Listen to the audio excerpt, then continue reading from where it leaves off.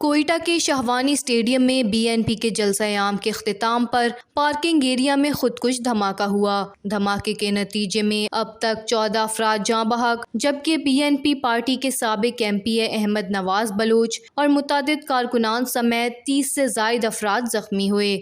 عینی شاہدین کے مطابق جلسہ ختم ہونے کے بعد شرکاء پارکنگ ایریا کی جانب جا رہے تھے کہ اچانک زوردار دھماکہ ہوا۔ اس خودکش دھماکے کے بعد امدادی ٹیموں نے جائے وقوع پر پہنچ کر زخمیوں کو اسپتال منتقل کیا۔ کوئٹہ کے تمام اسپتالوں میں ایمرجنسی نافذ کی گئی۔ ایمبولینس سروسز اور پیرامیڈیکل سٹاف کو ہائی الرٹ کیا گیا جبکہ سیکیورٹی فورسز نے علاقے کو گھیرے میں لے کر تفتیش شروع کی۔ دوسری جانب سردار اختر مینگل نے اپنے بیان میں کہا ہے کہ وہ محفوظ ہیں۔ ان کا کہنا تھا کہ بی این پی کے کارکنان کے نقصان سے دل شدید غمزدہ ہے۔ دھماکے میں زخمی اور شہید ہونے والے کارکنان کی قربانی رائے گاہ نہیں جائے گی۔ سردار اختر مینگل نے مزید کہا کہ میرے اوپر یہ ایک بہت بڑی ذمہ داری ہے جسے میں عزم کے ساتھ اٹھاؤں گا۔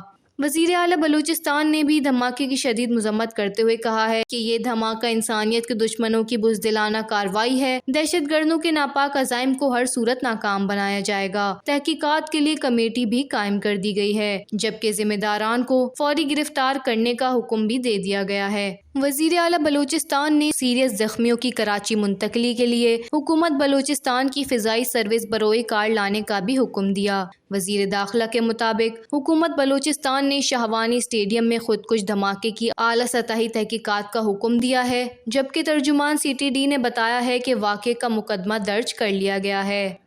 وش نیوز، کوئٹہ، بلوچستان۔